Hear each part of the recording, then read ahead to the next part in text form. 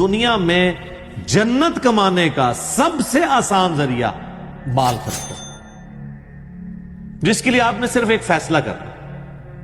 نماز کے لیے تو میرے بھائی آپ کو وضو کرنا پڑے گا، جنبی ہے تو غسل کرنا پڑے گا، کپڑے پاک ہونے چاہیے، مسجد میں جانے کا اہتمام ہے، جماعت سے پڑھنی ہے، اور پھر اس سے مشکل کام یہ ہے کہ نماز میں فل کنسنٹریشن اللہ کی طرف ہو، خشوع خضوع سے ہو۔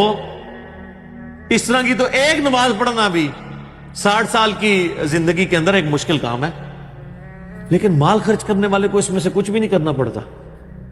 مال خرچنے کے لیے نہ آپ کو وضو کرنے کی ضرورت ہے یا مال خرچ کرنے کے دوران ایک ایک روپے کے اگینسٹ جو ہے وہ اللہ تعالیٰ کا تصور ذہن میں لانے کی ضرورت ہے؟ نہیں، شروع میں آپ نے نیت کر لی اللہ کے لیے، دیٹس آل۔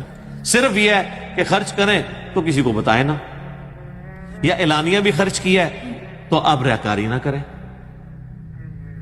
عزت نفس کی حفاظت کریں، چھپا کے کریں تو بات ہی ختم۔ وہ تو بخاری مسلم حدیث ہے، 7 لوگوں کو اللہ کے عرش کا سایہ نصیب ہوگا، ان میں سے ایک وہ ہے کہ دائیں ہاتھ سے صدقہ کرے تو بائیں کو خبر نہ ہو۔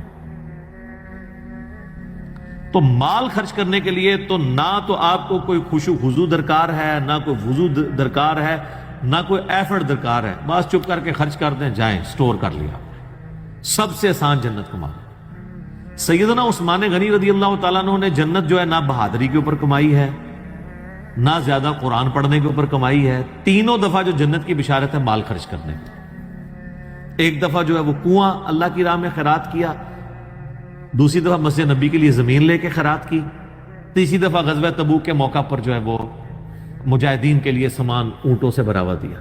یہ جامعہ ترمذی میں حدیث موجود ہے، تینوں موقع پہ نبی الاسلام نے ان کو جنت کی بشارت دی، اور تیسرے موقع پہ تو آپ اتنے خوش ہوئے، آپ فرمایا عثمان آج کے بعد جنتی ہے، چاہے جو مرضی کرے، رضی اللہ تعالیٰ عنہ علیہ السلام۔